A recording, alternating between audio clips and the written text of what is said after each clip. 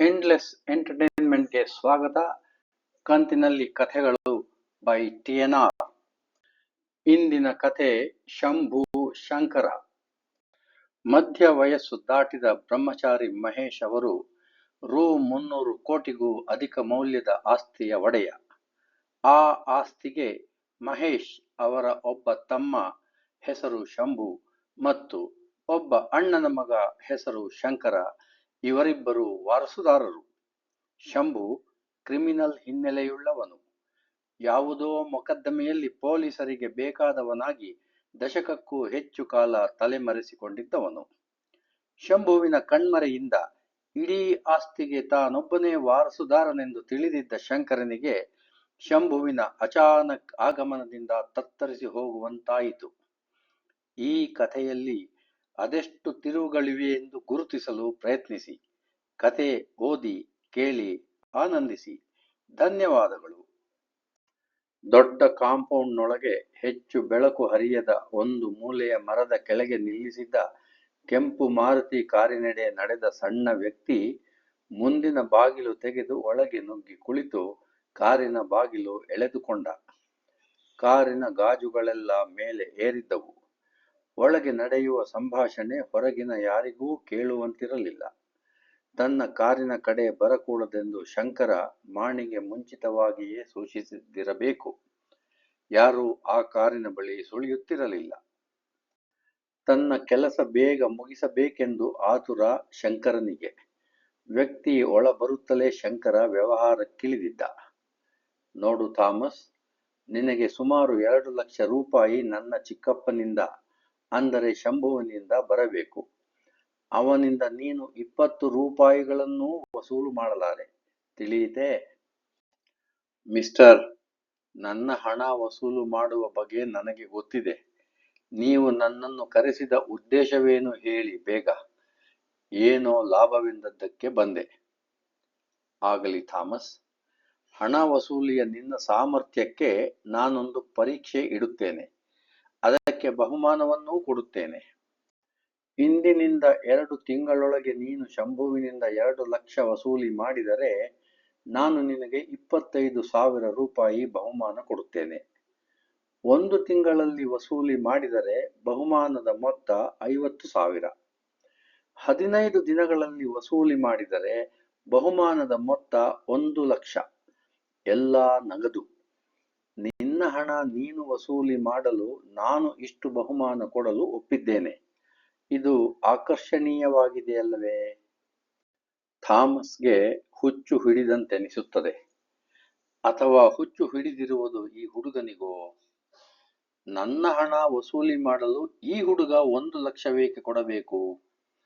30 ವರ್ಷಗಳ ದೀರ್ಘ ವೃತ್ತಿ ಜೀವನದಲ್ಲಿ ಶಂಕರನಂತಹ ವ್ಯಕ್ತಿಯನ್ನು ಎಂದೂ ಕಾಣದ ಥಾಮಸ್ ಈಗ ತನ್ನ ಸಾಮರ್ಥ್ಯದ ಬಗೆಗೆ ಸವಾಲು ಹಾಕುತ್ತಿರುವ ಶಂಕರನ ಬಗ್ಗೆ ಮೆಚ್ಚುಗೆ ಪಡುತ್ತಾನೆ. ಇಂತಹ ಸವಾಲೊಡ್ಡುವ ಹುಡುಗನಿಗೆ ಇದರಿಂದ ಲಾಭವೇನೆಂದು ತಿಳಿಯಬೇಕೆನಿಸುತ್ತದೆ. ಆದರೆ ಅದರ ತಂಟೆ ತನಗೇಕೆ? ತನಗೆ ಲಾಭವಾದರೆ ಸಾಕು. ಜೊತೆಗೆ ಇದೊಂದು ಮೋಜಿನ ಆಟವೂ ಆಯಿತು. 15 ದಿನಗಳಲ್ಲಿ 3 ಲಕ್ಷ ರೂಪಾಯಿಗಳು ಬರುವುದಾದರೆ ಕನಿಷ್ಠ 1 ವರ್ಷ ಯಾವ ಪಾಪ ಕಾರ್ಯಗಳಿಗೂ ಕೈ ಹಾಕದೆ ಇರಬಹುದೆಂದು ತೀರ್ಮಾನಿಸಿ ಶಂಕರನಿಗೆ ತನ್ನ ಒಪ್ಪಿಗೆ ಕೊಡುತ್ತಾನೆ. ಮಿಸ್ಟರ್, ನಿಮಗೆ ಹುಚ್ಚು ಹಿಡಿದಿಲ್ಲವೆಂದು ನಾನು ತಿಳಿಯುತ್ತೇನೆ. ನೀವು ಹಾಕಿದ ಸವಾಲನ್ನು ನಾನು ಒಪ್ಪಿದ್ದೇನೆ. ಇಂದಿನಿಂದ 15 ದಿನಗಳಲ್ಲಿ 2 ಲಕ್ಷ ರೂಪಾಯಿ ಮತ್ತು 16ನೇ ದಿನದಲ್ಲಿ 1 ಲಕ್ಷ ರೂಪಾಯಿ ವಸೂಲು ಮಾಡದಿದ್ದರೆ ನಾನು ಸೀರೆ ಸುತ್ತಿಕೊಂಡು ನಿಮ್ಮೂರ ಬೀದಿಗಳಲ್ಲಿ ಓಡಾಡುತ್ತೇನೆ. ನೀವೇನಾದರೂ ಆಡಿದ ಮಾತಿಗೆ ತಪ್ಪಿದರೆ ವಸೂಲಿಗೆ ಶಂಭುವಿನ ಮೇಲೆ ನಾನು ಉಪಯೋಗಿಸುವ ಕ್ರಮದ 15 ಪಟ್ಟು ಹೆಚ್ಚು ಕ್ರೂರವಾದ ಕ್ರಮ ಉಪಯೋಗಿಸಿ ನಿಮ್ಮಿಂದ ಹಣ ವಸೂಲು ಮಾಡುತ್ತೇನೆ. ಕಾಲಾವಕಾಶ ಕಡಿಮೆ ಇರುವುದರಿಂದ ನಾನು ಕ್ಷಣ ಕೂಡ ತಡ ಮಾಡದೆ ಹೋಗಬೇಕು. ಮತ್ತೆ 16 ದಿನಗಳಲ್ಲಿ ಇದೇ ಸ್ಥಳದಲ್ಲಿ ಭೇಟಿ ಮಾಡುತ್ತೇನೆ ಎಂದು ಹೇಳಿ ಕಾರಿನ ಬಾಗಿಲು ತೆಗೆದು ರಪ್ಪನೆ ಹಿಂದಕ್ಕೆ ತಳ್ಳಿ ಹೊರಟು ಹೋಗುತ್ತಾನೆ. ಒಳಗೆ ಕತ್ತಲೆಯಲ್ಲಿ ಕುಳಿತಿದ್ದ ಶಂಕರ ಏನೋ ಪಾಪ ಮಾಡಿದವನಂತೆ ಮಂಕಾಗಿ ಗಾಜಿನಿಂದಾಚೆಗೆ ನೋಡುತ್ತಾನೆ. ಕ್ಷಮಿಸಿಬಿಡು ಶಂಭು ಚಿಕ್ಕಪ್ಪ, ನನಗೆ ಸಹಾಯ ಮಾಡಬೇಕೆಂದಿರುವ ನಿನಗೇ ಈಗ ಸಹಾಯ ಬೇಕಾಗಿದೆ. ಆದರೂ ಏನು ಮಾಡುವುದು, ಎಲ್ಲ ಆಗಬೇಕಾದ್ದೇ ಎಂದು ತನಗೆ ತಾನೇ ಅಂದುಕೊಳ್ಳುತ್ತಾ ಕಾರಿನ ಕೀಲಿಯನ್ನು ತಿರುಗಿಸುತ್ತಾನೆ. ಕಾರು ಗೊರಗೊರ ಸದ್ದು ಮಾಡುತ್ತದೆ. ಮೆಲ್ಲನೆ ಹಿಂದೆ ಸರಿದು ಬಲಕ್ಕೆ ತಿರುಗಿ ಮುಂದೆ ಸಾಗಿದ ಮಾರುತಿ ಕಾರಿನ ಜೋಡಿ ದೀಪಗಳು ಇತರೆ 100 ಜೋಡಿ ದೀಪಗಳೊಂದಿಗೆ ಬೆರೆತು ಹೋಗುತ್ತದೆ. ಈ ಕಡೆ ಶಂಭುವಿನ ಅವಸ್ಥೆ ಏನಾಗಿದೆ ನೋಡೋಣ. ಕೋಣೆಯ ಬಾಗಿಲನ್ನು ತಳ್ಳಿ ಒಳನಡೆದ ಶಂಕರ. ಶಂಭು ಚಿಕ್ಕಪ್ಪ ಮಂಚದ ಮೇಲೆ ಕುಳಿತು ಪಿಂಗಾಣಿ ತಟ್ಟೆಯಲ್ಲಿದ್ದ ಗರಿಗರಿ ಪಕೋಡದ ತುಂಡನ್ನು ಬಾಯಿಗೆ ಎಸೆದುಕೊಳ್ಳುತ್ತಾ ಬಾಗಿಲ ಕಡೆ ನೋಡಿದ. ಕುರ್ಚಿಯ ಮೇಲಿದ್ದ ಅಗ್ಗದ ಬ್ರಾಂದಿ ಸೀಸೆ ಮತ್ತು ನೀರಿನ ಜಗ್ ಅನ್ನು ತೆಗೆದು ಮಂಚದ ಮೇಲಿಟ್ಟು ಕುರ್ಚಿಯನ್ನು ಶಂಕರನೆಡೆಗೆ ತಳ್ಳಿದ. ಶಂಕರ ಕುರ್ಚಿಯ ಮೇಲೆ ಕೂಡುತ್ತಾ ಒಮ್ಮೆ ಕೋಣೆಯ ಸುತ್ತ ನೋಡಿದ. ಇಂತಹ ಅದ್ದೂರಿ ಹೋಟೆಲ್ನ ಕೋಣೆಯೊಂದು ಇಷ್ಟು ಕೊಳಕಾಗಿರಬಹುದೆಂದು ಅವನು ಊಹಿಸಿರಲಿಲ್ಲ. ಕೋಣೆಯನ್ನು ಶುಭ್ರಗೊಳಿಸಲು ಶಂಭು ಕೋಣೆಯಲ್ಲಿರುತ್ತಿರಲಿಲ್ಲ. ಹೀಗಾಗಿ ಬಟ್ಟೆಗಳು ಎಲ್ಲೆಂದರಲ್ಲಿ ಬಿದ್ದಿದ್ದವು. ನೆಲದ ತುಂಬೆಲ್ಲ ಬೀಡಿಯ ತುಂಡುಗಳು ಮತ್ತು ಬೀಡಿ ಸುಟ್ಟು ಉದುರಿದ ಬೂದಿ, ಬೆಂಕಿ ಕಡ್ಡಿಯ ತುಂಡುಗಳೂ ಸಹ. ಹಾಸಿಗೆಯ ಮೇಲಿನ ಬಟ್ಟೆ ರಗ್ಗುಗಳನ್ನು ಕೊಡವಿ ಮಡಸಿ ಎಷ್ಟು ದಿನಗಳಾಗಿದ್ದುವೋ. ತಾನಿಲ್ಲದ ಸಮಯದಲ್ಲೂ ಕೋಣೆಯೊಳಗೆ ಯಾರೂ ಪ್ರವೇಶಿಸಕೂಡದೆಂದು ಅವನ ಕಟ್ಟಪ್ಪಣೆಯಾಗಿತ್ತು. ಶಂಕರನಿಗೆ ಅಸಹ್ಯವಾಗಿತ್ತು. ಆದರೂ ತನ್ನ ಕೆಲಸವಾಗಬೇಕಲ್ಲ. ಹೀಗಾಗಿ ಮೆಲ್ಲನೆ ಕುಳಿತ. ಶಂಭುವೆ ಮಾತು ಪ್ರಾರಂಭಿಸಿದ. ಶಂಕರ, ನೀನು ಕುಡಿತದ ಚಟಕ್ಕೆ ಬಿದ್ದವನಲ್ಲ. ತಗೋ, ಈ ಪಕೋಡಕ್ಕೆ ಕೈ ಹಾಕು. ಏನು, ಇಷ್ಟು ಅಪರೂಪವಾಗಿ ನನ್ನ ಕೋಣೆಯ ಕಡೆ ಬಂದೆಯಲ್ಲ? ಶಂಭು ಚಿಕ್ಕಪ್ಪ, ಬರಬೇಕಾಯಿತು, ಬಂದೆ. ಏನೋ ದೊಡ್ಡ ಹೀರೋ ತರಹ ನನಗೆ ಸಹಾಯ ಮಾಡುವುದಾಗಿ ಜಂಬ ಹೊಡೆದೆಯಲ್ಲ, ಅದಕ್ಕಾಗಿ ಬಂದೆ. ಯಾವ ಸಹಾಯ ಶಂಕರ? ಲೋಟದೊಳಕ್ಕೆ ನೀರು ಸುರಿದು ಶಂಭು ಶಂಕರನ ಮುಖವನ್ನು ದಿಟ್ಟಿಸಿದ. ಕುಡುಕರಿಗೆ ಮರೆವು ಜಾಸ್ತಿ. ಶಂಭು ಚಿಕ್ಕಪ್ಪ, ಆ ಹೆಣ್ಣು ಹುಲಿ ಅನಿತಾಳ ದೃಷ್ಟಿಯಿಂದ ನನ್ನನ್ನು ಕಾಪಾಡಲು ಸಹಾಯ ಮಾಡುವುದಾಗಿ ನನಗೆ ಭರವಸೆ ಕೊಟ್ಟಿದ್ದೆ. ನಿನ್ನೆ ತಾನೇ ನರ್ಸಿಂಗ್ ಹೋಮ್ನಿಂದ ಹಿಂದಿರುಗಿದ ಅಂಕಲ್ರನ್ನು ನೋಡಲು ಇನ್ಸ್ಪೆಕ್ಟರ್ ಅನಿತಾ ಇಂದು ಬೆಳಿಗ್ಗೆ ಅಂಕಲ್ ಕೋಣೆಗೆ ಬಂದಿದ್ದಳಂತೆ. ಎಂದೂ ಇಲ್ಲದ ಈ ಸೌಜನ್ಯ ಅವಳಿಗೆ ಈಗೇಕೆ ಬೇಕಿತ್ತು? ತುಂಬ ದಿನಗಳಿಂದ ತಪ್ಪಿದ್ದ ಅವಳ ಕಾಟ ಹೇಗೋ ತೊಲಗಿತೆಂದು ಸುಮ್ಮನಿದ್ದೆ. ಆದರೆ ಏನೋ ಒಂದು ನೆಪ ಒಡ್ಡಿ ಮತ್ತೆ ಕಾಣಿಸಿಕೊಂಡಿದ್ದಾಳೆ. ಅಂಕಲ್ರನ್ನು ನೋಡಲು ಅವಳಿಗೇನು ಸಂಬಂಧ? ನಾನು ನಿಮ್ಮ ಮೇಲೆ ಕಣ್ಣಿಟ್ಟಿದ್ದೇನೆ, ಎಚ್ಚರದಿಂದಿರಿ ಎಂದು ತಿಳಿಸಲೇ ಅವಳು ಈಗ ಬಂದಿದ್ದೆಂದು ನನ್ನ ಊಹೆ. ಯಾವುದಕ್ಕೂ ನಿನ್ನ ಸಹಾಯ ಕೇಳಲೆಂದು ಬಂದೆ. ಏನೋ ಸಹಾಯ ಮಾಡುತ್ತೇನೆಂದಿದ್ದೆಯಲ್ಲ, ಹೇಳು ಈಗ, ಅಥವಾ ಇನ್ನು ಮುಂದೆ ನಾನೇನು ಮಾಡಬೇಕು? ತನ್ನ ಮನಸ್ಸಿನ ಆತಂಕವನ್ನು ಹೊರಗೆಡವಿದ್ದ ಶಂಕರ.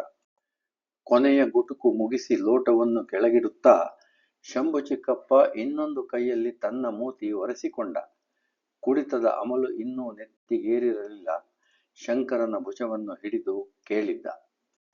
ಶಂಕರ್ ಮರಿ, ನಿನಗೆ ಸಹಾಯ ಮಾಡುವೆನೆಂದದ್ದು ನೆನಪಿದೆ. ಆ ಸಾಮರ್ಥ್ಯವೂ ನನಗಿದೆ. ಆದರೆ ಈಗ ನನಗೇ ಒಬ್ಬರ ಸಹಾಯ ಬೇಕಾಗಿರುವುದರಿಂದ ಏನೂ ಮಾಡಲಾರೆ. ಮೊದಲು ನನಗೆ ಬೇಕಾಗಿರುವ ಸಹಾಯ ನೀನು ಮಾಡಿದರೆ ನೋಡು, ನಂತರ ನನ್ನ ಸರದಿ. ಹೇಳು, ಮಾಡುವೆಯಾ?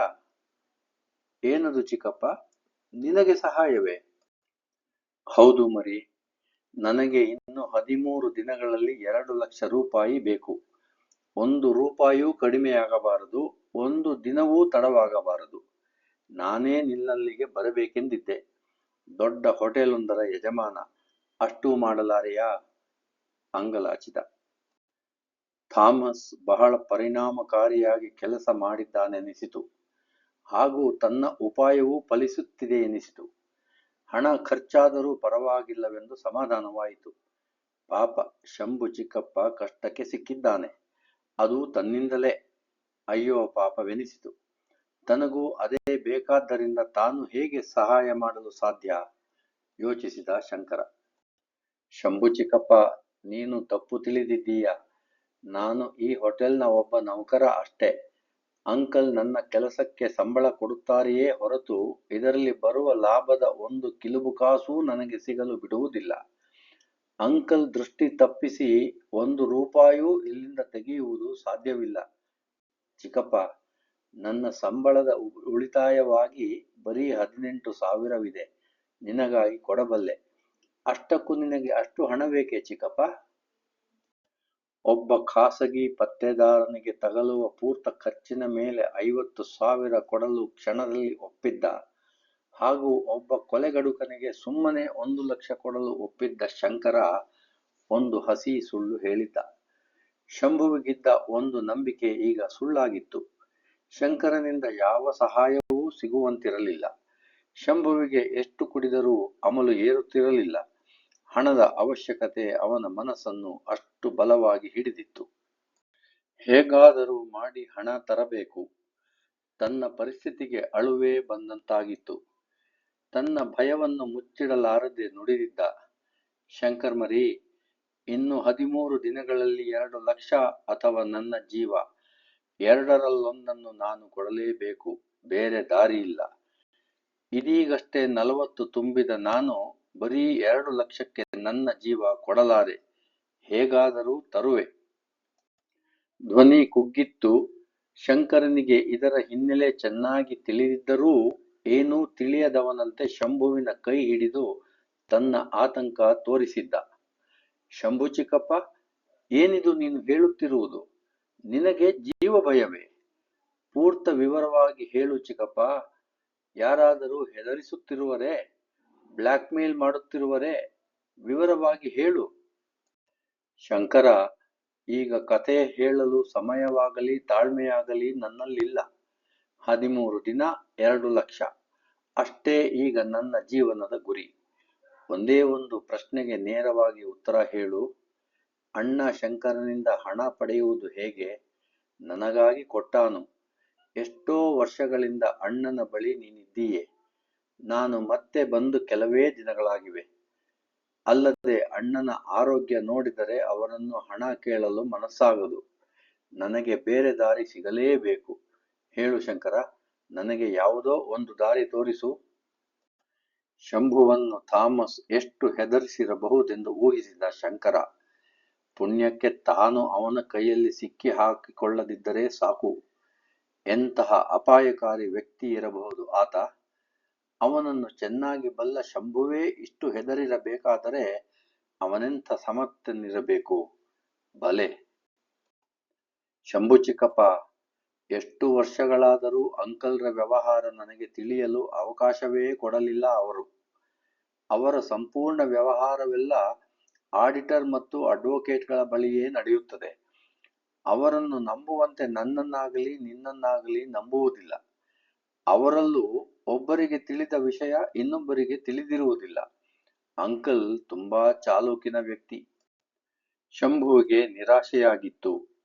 ಹಣ ಗಳಿಸುವ ಅವಕಾಶ ಕಠಿಣವಾಗುತ್ತಿತ್ತು. ಒಂದು ಜೀವದ ಬೆಲೆ ಎಷ್ಟೆಂದು ತನಗೀಗ ಅರ್ಥವಾಗುತ್ತಿತ್ತು.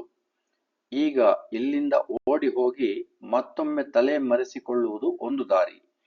ಆದರೆ ಥಾಮಸ್ನ ಹದ್ದಿನ ಕಣ್ಣು ತಪ್ಪಿಸಿ ಹೋಗುವುದು ಎಲ್ಲಿಗೆ? 13 ದಿನದ ನಂತರ ಹಣ ಸಿಕ್ಕರೂ ಪ್ರಾಣ ಉಳಿಯುವ ಭರವಸೆ ಇಲ್ಲ. ಥಾಮಸ್ನ ಸುಗ್ರೀವಾಜ್ಞೆಗೆ ಅಷ್ಟು ಶಕ್ತಿ ಇತ್ತು. ಹೊಸ ಸ್ಥಳದಲ್ಲಿ ಈಗ ಅಣ್ಣನ ಹಣಕ್ಕೆ ಪ್ರಯತ್ನಿಸಬೇಕೆಂದು ತೀರ್ಮಾನಿಸಿದ. ಅದೇ ಈಗ ಎಲ್ಲಕ್ಕಿಂತ ಸುಲಭದ ಹಾಗೂ ಸರಿಯಾದ ದಾರಿಯಾಗಿ ತೋರುತ್ತಿತ್ತು.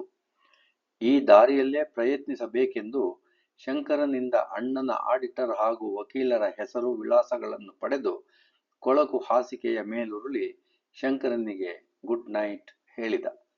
ಶಂಕರ ಬೇರೆ ದಾರಿ ಇಲ್ಲದೆ ಮೆಲ್ಲನೆ ಕೋಣೆಯಿಂದ ಆಚೆ ನಡೆದ.